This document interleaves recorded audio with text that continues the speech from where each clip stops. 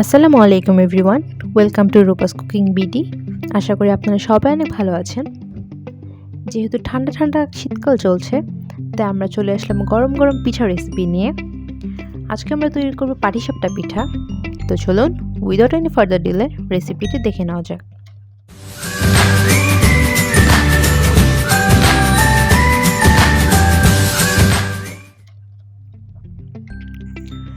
প্রথমে আমি পিঠার পুরটা তৈরি করে নেব। আমি নিয়ে নেব 1 কাপ ছানা ও দুধের সর। আমি কিন্তু একদম ভর্তি 1 কাপ নিয়েছি, আপনারা স্ক্রিনে দেখতেই পাচ্ছেন।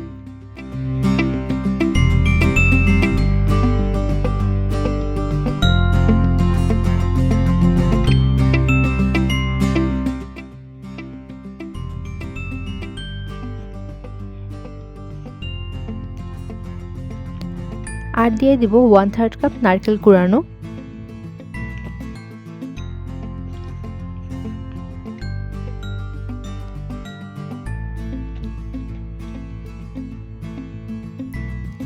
দিয়ে দিব 1/3 কাপ গুড়।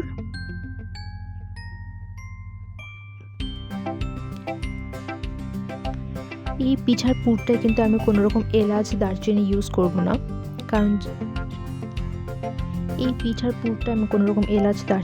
করব না, কারণ শীতের যে খেজুর গুড়টা পাওয়া যায় সেটা কিন্তু আলাদা একটা ফ্লেভার থাকে। এলাচ দারচিনি দেওয়ার কারণে কিন্তু ফ্লেভারটা পুরোপুরি নষ্ট হয়ে যাবে, তাই আমি যথাসম্ভব এলাচ দারচিনিটা অ্যাভয়েড করব। সো এই তো পুরটা রেডি হয়ে গিয়েছে।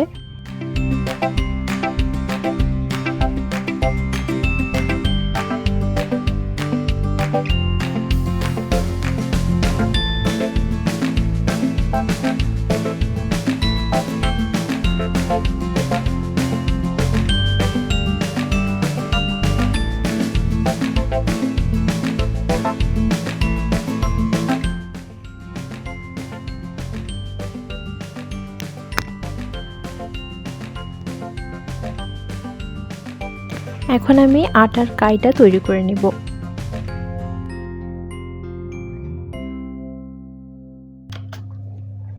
দিয়ে দেব 1/3 কাপ খেজুর গুড়, 1 কাপ গরুর দুধ। গরুর দুধটা কিন্তু আমি রুম টেম্পারেচারে নিয়েছি, আর গরুর দুধটার সাথে খেজুর দুধটা ভালো মতো মিক্স করে নিতে হবে, খেজুর গুড়ের জন্য কোনো প্রকার দানা থেকে না যায়।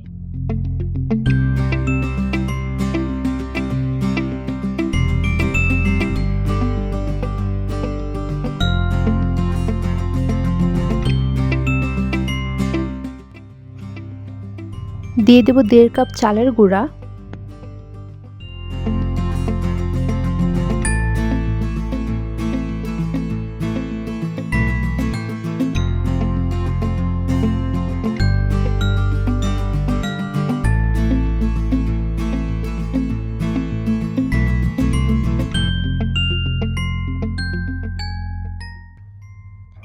আরও দিয়ে দেব 1/2 কাপ ময়দা।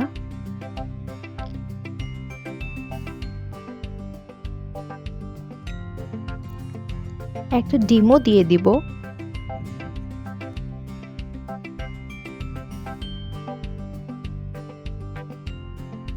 এখন সবকিছু একসাথে ভালো মতো মিক্স করে নিতে হবে।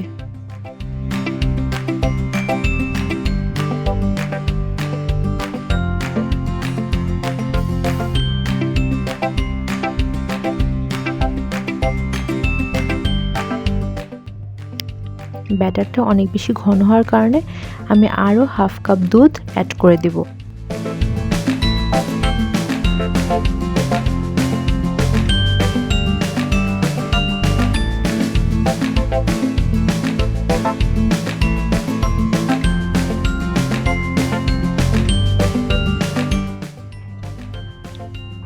এখন একটা প্যানে দিয়ে দিব 1/2 চা চামচ তেল, আর তেলটা আমি ভালো মতো প্যানের চারিদিকে স্প্রেড করে দেব, যার ফলে যখন আমি ব্যাটারটা দিব প্যানের মধ্যে তখন চারিদিকে লেগে থাকবে না।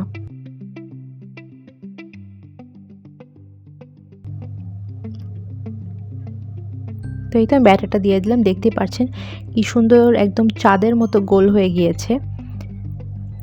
আমরা চিতই পিঠা যেভাবে তৈরি করি প্রসেসটা কিন্তু অনেকটাই সেম। প্যানে থাকা অবস্থায় আমি পুরটা দিয়ে দিব, দিয়ে রোল করে নিব। এইভাবে আমি বাকি পিঠাগুলো তৈরি করে নেব।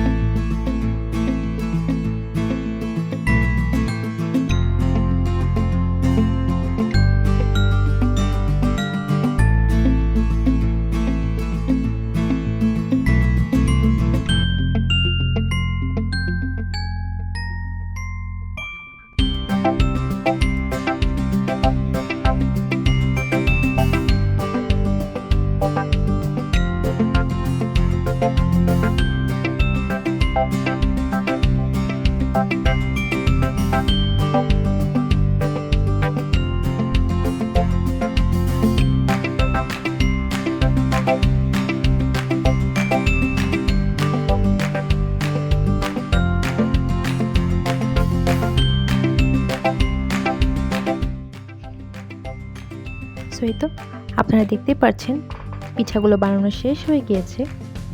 আমার ভিডিওটি আজকে এখানে শেষ করব। আশা করি রেসিপিটা আপনাদের সবার অনেক ভালো লেগেছে।